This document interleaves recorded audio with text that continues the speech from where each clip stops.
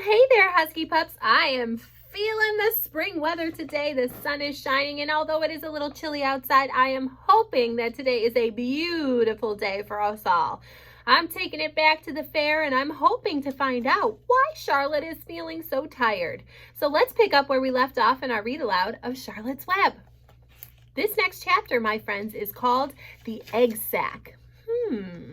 Maybe that's the reason why Charlotte was so sleepy. She may be making an egg sack. Let's find out. Next morning, when the first light came into the sky and the sparrows stirred in the trees, when the cows rattled their chains and the rooster crowed and the early automobiles went whispering along the road, Wilbur awoke and looked for Charlotte. He saw her up overhead in a corner near the back of his pen. She was very quiet. Her 8 legs were spread wide. She seemed to have shrunk during the night. Next to her, attached to the ceiling, Wilbur saw a curious object. It was a sort of sack or a cocoon. It was peach-colored, and it looked as though it were made of cotton candy. "Are you awake, Charlotte?" he said softly. "Yes," came the answer. "What is that nifty little thing? Did you make it?" "I did indeed," replied Charlotte in a weak voice. "Is it a plaything?" "Plaything? I should say not. It is my egg sack, my magnum opus." I don't know what a magnum opus is," said Wilbur. "That's Latin," explained Charlotte. "It means great work. This egg sack is my great work, the finest thing I have ever made." "What's inside it?" asked Wilbur. "Eggs?" 514 of them," she replied. 514? said Wilbur. "You're kidding." "No, I'm not. I counted them. I got started counting, so I just kept on. Keep my mind occupied." "It's a perfectly beautiful egg sack," said Wilbur, feeling as happy as though he had constructed it himself. "Yes, it is pretty," replied Charlotte, patting the sack with her 2 front legs. "Anyway, I can guarantee that it's strong. It's made out of the toughest material I have. It's also waterproof. The eggs are inside and will be warm and dry." "Charlotte," said Wilbur dreamily, "are you really going to have 514 children?" "If nothing happens, yes," she said. "Of course, they won't show up till next spring." Wilbur noticed that Charlotte's voice sounded sad. "Well, what makes you sound so downhearted? I should think you'd be terribly happy about this." "Oh, don't pay any attention to me," said Charlotte. "I just don't have much pep anymore. I guess I feel sad because I won't ever see my children." "What do you mean you won't see your children? Of course you will. We'll all see them. It's going to be simply wonderful. Next spring in the barn cellar with 514 baby spiders running around all over the place. And the geese will have a new set of goslings, and the sheep will have their new lambs." "Maybe," said Charlotte quietly. "However, I have a feeling I'm not going to see the results of last night's efforts. I don't feel good at all. I think I'm languishing, to tell you the truth." Wilbur didn't understand the word languish, and he hated to bother Charlotte by asking her to explain, but he was so worried he felt he had to ask. "What does languishing mean?" "It means I'm slowing up, feeling my age. I'm not young anymore, Wilbur, but I don't want you to worry about me. This is your big day today. Look at my web. Doesn't it show up well with the dew on it?" Charlotte's web never looked more beautiful than it looked this morning. Each strand held dozens of bright drops of early morning dew. The light from the east struck it and made it plain and clear. It was a perfect piece of designing and building. In another hour or two, a steady stream of people would pass by, admiring it and reading it and looking at Wilbur and marveling at the miracle. As Wilbur was studying the web, a pair of whiskers and a sharp face appeared. Slowly, Templeton dragged himself across the pen and threw himself down in a corner. "Ugh, I'm back," he said. "What a night!" The rat was swollen to twice his normal size. His stomach was as big around as a jelly jar. He ate a lot. "Oh, my goodness!" "What a night," he repeated. "What feasting and carousing, a real gorge. I must have eaten the remains of 30 lunches. Never have I seen such leavings, and everything well ripened and seasoned with the passage of time and the heat of the day. Oh, it was rich, my friends, rich." "You ought to be ashamed of yourself," said Charlotte in disgust. "It would serve you right if you had an acute attack of indigestion." Don't worry about my stomach, snarled Templeton. It can handle anything. And by the way, I've got some bad news. As I came past that pig next door, the one that calls himself Uncle, I noticed a blue tag on the front of his pen. That means he won first prize. I guess you're licked, Wilbur. You might as well relax. Nobody's going to hang any medal on you. Furthermore, I wouldn't be surprised if Zuckerman changes his mind about you. Wait till he gets hankering for some fresh pork and smoked ham and crispy bacon. He'll take that knife to you, my boy. Be still, Templeton, said Charlotte. You're too stuffed and bloated to know what you're saying. Don't pay any attention to him, Wilbur. Wilbur tried not to think about what the rat had just said.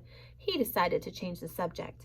Templeton, said Wilbur, if you weren't so dopey, you would have noticed that Charlotte has made an egg sac. She's going to become a mother. For your information, there are 514 eggs in that peachy little sack. Is this true? Asked the rat, eyeing the sack suspiciously. Yes, it's true, sighed Charlotte. Well, congratulations, murmured Templeton. This has been a night. He closed his eyes, pulled some straw over himself, and dropped off into a deep sleep. Wilbur and Charlotte were glad to be rid of him for a while. At 9 o'clock, Mr. Arabelle's truck rolled into the fairgrounds and came to a stop at Wilbur's pen. Everybody climbed on out. Look, cried Fern. Look at Charlotte's web. Look what it says. The grown-ups and the children joined hands and stood there, studying the new sign. Humble, said Mr. Zuckerman. Now isn't that just the word for Wilbur? Everyone rejoiced to find that the miracle of the web had been repeated. Wilbur gazed up lovingly into their faces. He looked very humble and very grateful. Fern winked at Charlotte. Lurvy soon got busy. He poured a bucket of warm slops into the trough, and while Wilbur ate breakfast, Lurvy scratched him gently with a smooth stick. Wait a minute, cried Avery. Look at this! He pointed to the blue tag on Uncle's pen. This pig has won first prize already. The Zuckermans and the Arabelles stared at the tag. Mrs. Zuckerman began to cry. Nobody said a word. They just stared at the tag. They stared at Uncle. They stared at the tag again. Lurvy took out an enormous handkerchief and blew his nose very loud. So loud, in fact, that the noise was heard by stable boys over at the horse barn. Can I have some money? Asked Fern. I want to go out on the midway. You stay right where you are, said her mother. Tears came to Fern's eyes. What's everybody crying about? Asked Mrs. Zuckerman. Let's get busy. Edith, bring the buttermilk. Mrs. Zuckerman wiped her eyes with her handkerchief. She went to the truck and came back with a gallon of buttermilk. Bath time, said Zuckerman cheerfully. He and Mrs. Zuckerman and Avery climbed into Wilbur's pen. Avery slowly poured buttermilk on Wilbur's head and back, and as it trickled down his sides and cheeks, Mr. and Mrs. Zuckerman rubbed it into his hair and skin. Passers-by stopped to watch. Pretty soon, quite a crowd had gathered. Wilbur grew beautifully white and smooth. The morning sun shone through his pink ears. He isn't as big as that pig next door, remarked one bystander, but he's cleaner. That's what I like. So do I, said another man. He's humble, too, said a woman, reading the sign on the web. Everybody who visited the pig pen had a good word to say about Wilbur. Everyone admired the web. And, of course, nobody noticed Charlotte. Suddenly, a voice was heard on the loudspeaker. Attention, please! Will Mr. Homer Zuckerman bring his famous pig to the judge's booth in front of the grand stand? A special award will be made there in 20 minutes. Everyone is invited to attend. Crate your pig, please, Mr. Zuckerman, and report to the judge's booth promptly. For a moment after this announcement, the Arabelles and the Zuckermans were unable to speak or move. Then Avery picked up a handful of straw and threw it high in the air and gave a loud yell. The straw fluttered down like confetti into Fern's hair. Mr. Zuckerman hugged Mrs. Zuckerman. Mr. Arabelle kissed Mrs. Arabelle. Avery kissed Wilbur. Lurvy shook his hands with everybody. Fern hugged her mother. Avery hugged Fern. Mrs. Arabelle hugged Mrs. Zuckerman. Up overhead in the shadows of the ceiling, Charlotte crouched unseen, her front legs encircling her egg sac.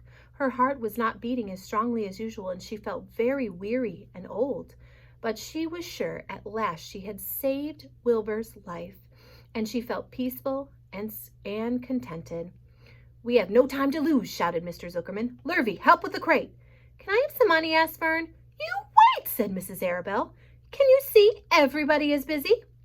put that empty buttermilk jar into the truck," commanded Mr. Arabelle. Avery grabbed the jar and rushed to the truck. "Does my hair look all right?" asked Mrs. Zuckerman. "Looks fine," snapped Mr. Zuckerman as he and Lurvy set the crate down in front of Wilbur. "You didn't even look at my hair," said Mrs. Zuckerman. "You're all right, Edith," said Mrs. Arabelle. "Just keep calm." Templeton, asleep in the straw, heard the commotion and awoke. He didn't know exactly what was going on, but when he saw the men shoving Wilbur into the crate, he made up his mind to go along. He watched his chance, and when no one was looking, he crept into the crate and buried himself in the straw at the bottom. "All ready, boys?" cried Mr. Zuckerman. "Let's go." He and Mr. Arabelle and Lurvy and Avery grabbed the crate and boosted it up over the side of the pen and up into the truck. Fern jumped aboard and sat on top of the crate. She still had straw in her hair and looked very pretty and excited. Mr. Arabelle started the motor. Everyone climbed in and off they drove to the judge's booth in front of the grandstand. As they passed the Ferris wheel, Fern gazed up at it and wished she were in the topmost car with Henry Fussy at her side.